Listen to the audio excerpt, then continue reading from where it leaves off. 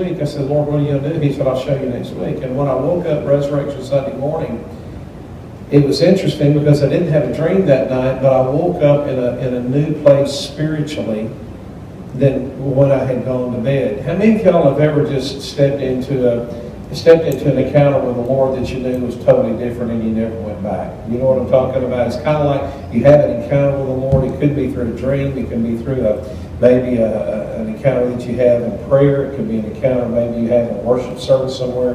But you have an encounter with the Lord, and you know, I step forward and I'll never go back past this again. And I remember waking up that morning, and the Lord really impressed on me that, you know, when you went to bed last night, you went to bed one man. When you woke up this morning, you woke up a new man. And I immediately began to pray when I woke up, and I said, Lord, what are you saying? What are you doing today? You told me there's going to be a divine shift. I can sense it in my spirit. I'm not a feeling, touchy person. I don't go by emotions. I don't allow my emotions to tell me what's going on. I want the Spirit of the Lord to tell me, but you can sense what the Spirit's doing. You know what I'm saying? I personally think when you allow your soul or you allow your flesh to interpret what God's saying, you're going to miss it every time. But when you allow the Spirit of the Lord, your spirit man is in direct relationship with the Lord, and you're in that point in time where Paul talks about the spiritual man is able to appraise things spiritually, and the natural man thinks the things of the Spirit are foolishness. You know, Paul talked about that. I don't have time to get into that tonight. But, you know, it's really important we learn how to praise these things. So when I was praying that morning, I was sensing by my spirit, God, what's going on? He said, there's been a divine shift. He said, the charismatic renewal is over. Now this is the reformation of the Church of America. I am reforming and reframing the Church of America to be what I've called it to be. From this day forward, you'll begin to see tremendous spiritual unrest in the hearts and the lives of people that have a pursuit for me.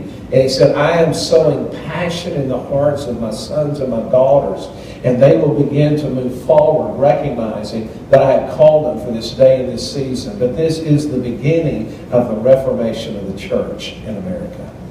And when the Lord began speaking that to me, I cannot tell you, I still get chill bumps talking about it now. My hair stands up on my arm because it was such a real thing. And I knew when I woke up Resurrection Sunday morning, I wouldn't just have an Easter with an Easter egg and all that other stuff that we celebrate. I was grieved whenever a church in our town was going to drop 30,000 Easter eggs from a helicopter.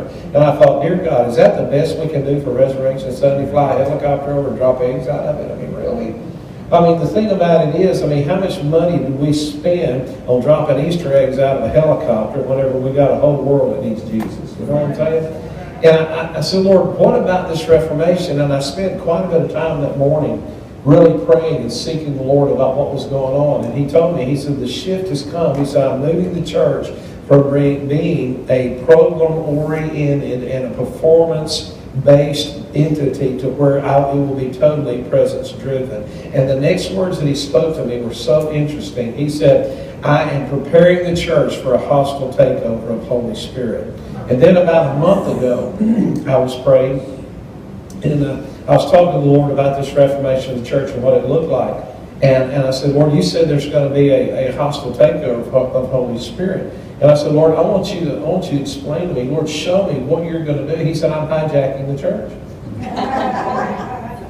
That's exactly what he said. He said, I am hijacking the church. He said, just like someone would hijack a plane, I'm going to hijack the church. And he said, it'll never be taken away from me after this. Yeah. And it's interesting because now what God's doing is he's hijacking the church. I've been in Picayune, Mississippi for the last 2 weeks, and it's been interesting to see. I go in there the first weekend, and we start moving in worship, and the Lord really does something very powerful. You got to understand, the first night I was there, they didn't have live worship. All they had was, CDs and iPod music. That's all they had. There was about 75 people in here. They couldn't even find a live worship team. But the pastor said, I don't care if it's live or not. We're going to worship God, period. However we got to worship. And I thought, God, what in the world's going on? Why isn't there a live worship team? And he said, I told you I've taken the performance out.